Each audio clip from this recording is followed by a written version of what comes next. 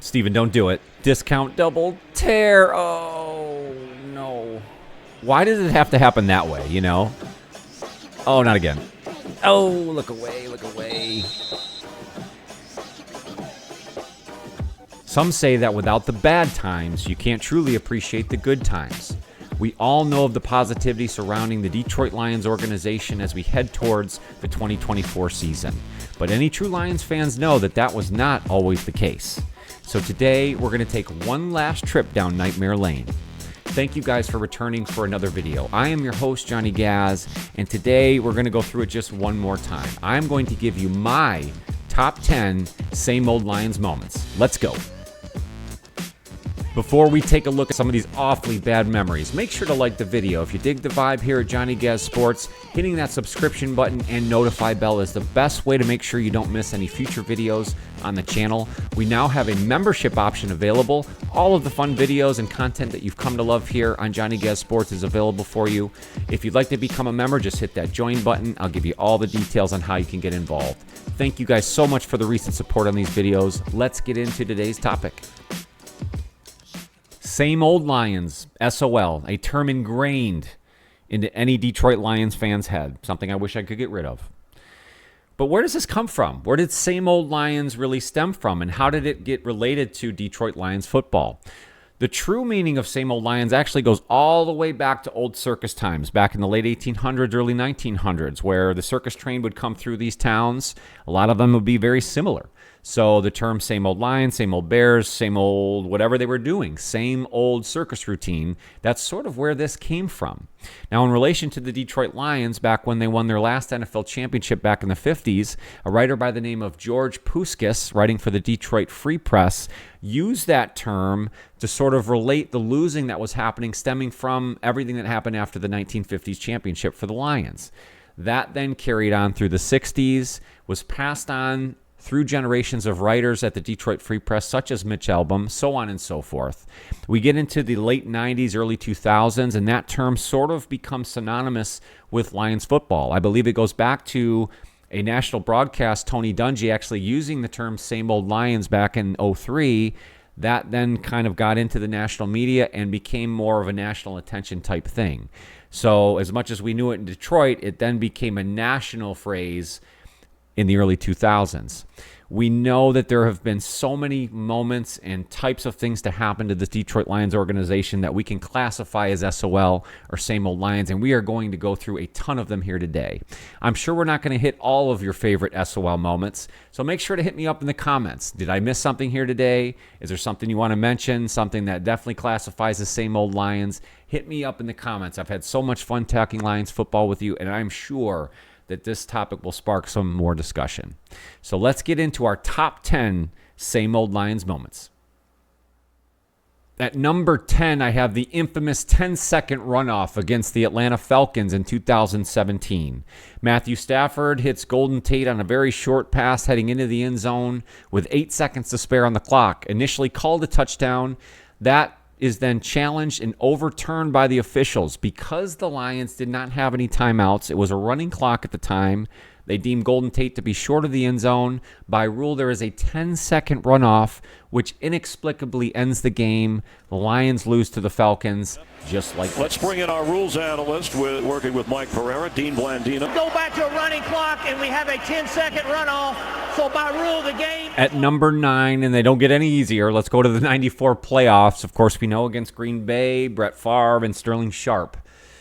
In the fourth quarter, Lions trying to hold on to a lead. Brett Favre rolls to his left, sees his receiver covered, looks back to his right, and guess who's streaking down the field wide open for the third time in that specific game? Sterling Sharpe. Quick snap, second down. Favre with daylight and time. How does he get that open?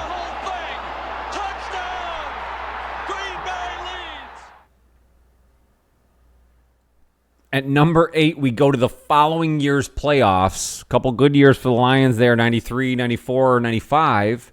Unfortunately, in the 1994 playoffs, December 31st, 94, Barry Sanders rushes 13 times for -1 yards. The game actually ends up in a 16-12 loss for the Lions, and the offensive line looked awful. Nothing, shine brighter than a negative 1 yard rushing performance by maybe the best running back in the history of the NFL, but only the Detroit Lions. The lowest rushing totals of his career. And you can see we are working on the all-timer right now. At number 7, we got to go to a man who's going to appear on this list a few times. Kelvin Johnson in Seattle in the illegally batted ball. October 5th, 2015. Matthew Stafford connects with Kelvin Johnson on a 10-yard pass, but as Kelvin's trying to get into the end zone, Cam Chancellor knocks the ball loose. Makes actually a really good play just before Kelvin gets into the end zone. That ball ends up going into the end zone, and then Seattle's KJ Wright, as the ball is sort of fumbling around in there, bats the ball out of the back of the end zone. At the time, the ref ruled it a fumble out of the end zone, giving Seattle the ball back and ultimately giving them a touchback. There was no flag thrown for an illegal batted ball, which would have given the Lions the ball at the 1 yard line and hopefully with a chance to win that football game. They end up falling to 0-4 and finishing 9-7 on that particular season. In looking at the replays, it did look like a bat, and so the enforcement would be basically we'd go back to the spot of the fumble, and Detroit would keep the football. At number 6, a Lions coach truly makes history when Marty Mornhinweg takes the wind.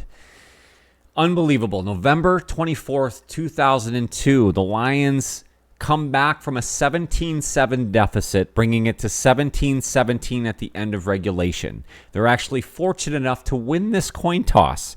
Instead of taking the ball and going for the win, the Lions coach decides to take the wind in an effort to make sure that the wind is at the back for his team as they enter the overtime period. Guess what happens? Chicago gets the ball, they drive down the field, and Paul Ettinger hits a 40-yard field goal for Chicago to win the game. Good. The Lions win the toss but never get the ball. Oh, boy. Unbelievable. How? At number 5, we have the Justin Tucker record-setting field goal. This was September 26, 2021. Lions actually have a history of being involved in these record-setting field goals. Well, on this date against the Baltimore Ravens, the Lions, and this was Dan Campbell's, I think, third game as a head coach against Baltimore, actually put themselves in a position with the lead in the fourth quarter. They're actually putting good pressure on Lamar Jackson.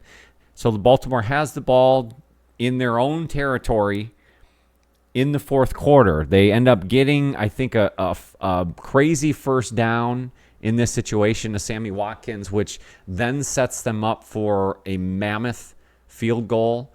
So in comes Justin Tucker, who has historically had a huge leg and has actually beaten the Lions, I believe, with a 61-yarder previous in his career. Well, surely he's not going to hit from 66. Guess what?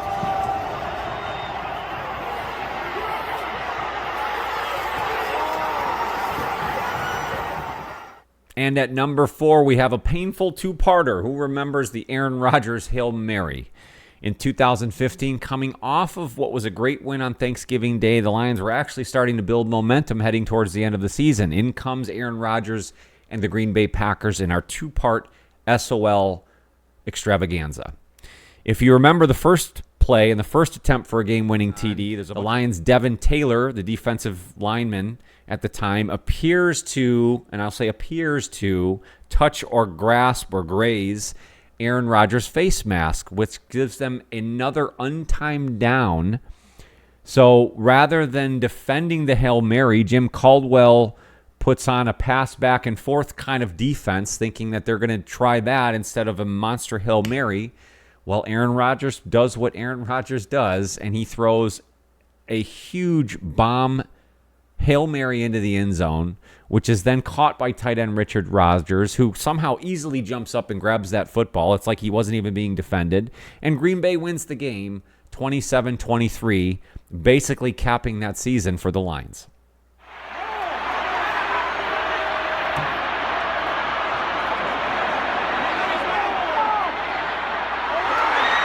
And at number 3 is potentially the S.O.L. moment that angered me the most at the time and still really does to this day. But with enough positivity, we've sort of been able to work through it. So let's just go through it one more time and destroy our lives. Refs pick up the pass interference flag in the 2015 playoff game in Jerry World. we all know this very well. The Lions actually opened up that game hot, 14-0, and I think they were up 17-7 at halftime. Well, we get to the fourth quarter. Lions are driving. Matthew Stafford throws a pass to former tight end Brandon Pettigrew. Anthony Hitchens, a linebacker for the Dallas Cowboys, trying to defend Brandon Pettigrew, basically runs through him as Brandon Pettigrew is trying to catch the football. In my opinion, the refs appropriately throw a pass interference flag, then inexplicably pick that flag up after seemingly what was no detailed review. There was no true explanation given, and the Lions were not able to recover from that moment. They end up having to punt the football. Dallas ends up scoring a touchdown, the go-ahead TD, and the Lions were not able to recover. So another sort of two-parter in a sense that the Lions were screwed by the referees in this game, but they didn't have enough mental toughness or enough in them to overcome that sort of moment. And that is a theme of S.O.L. That is the theme of Same Old Lions. It's not only the thought that the Lions are historically being done over by the NFL, but there's this other sense of they're not able to work through these issues, overcome these issues, have these things be the ultimate death nail in the coffin. And this is the prime example of that. For the top three, it was very difficult to decide which one should be the ultimate moment. I think you could make an argument for any of these three, but at number 2, I went with Kelvin Johnson not completing the process. This one we're very familiar with. Of course, this was September 12th, 2010. The Lions travel to Chicago. Backup quarterback Shaun Hill actually puts the Lions in a position to win this football game with about 30 seconds left to play. He throws a 25-yard pass to Kelvin Johnson, who appears to catch the game-winning touchdown. Leaps over to the defender, grabs the ball, seems to have 4 feet on the ground. His butt touches the ground, left hand touches the ground. But then you sort of see his right hand with the ball, after all this occurred, sort of drop out of his hands. Referees take a look at it and determine that Kelvin Johnson did not complete the process of the catch. They ruled the pass incomplete. Unfortunately, the Lions, although they did have a couple more chances to recreate the touchdown, it didn't happen. They were not able to overcome. And we now know all about the completion of the process. The initial indication of touchdown. The ruling on the field is that the runner did not complete the catch during the process of the catch. It is an incomplete pass. At number 1 is a moment that I think is just iconic when it comes to looking back at Same Old Lions or the S.O.L. Lions. No, this isn't something that necessarily affected a season, or really hurt the particular game where this took place. But I think the most iconic vision of what is Same Old Lions is Dan Orlovsky running out of the end zone against the Minnesota Vikings during the 0-16 season. Nothing says putrid futility than your quarterback not knowing where he is on the field on a bad football team. And this isn't a teardown of Dan Orlovsky. I think he's certainly recovered from that, and he's doing very well for himself. And I think he laughs at this moment now. But it is truly, to me, the image of Same Old Lions.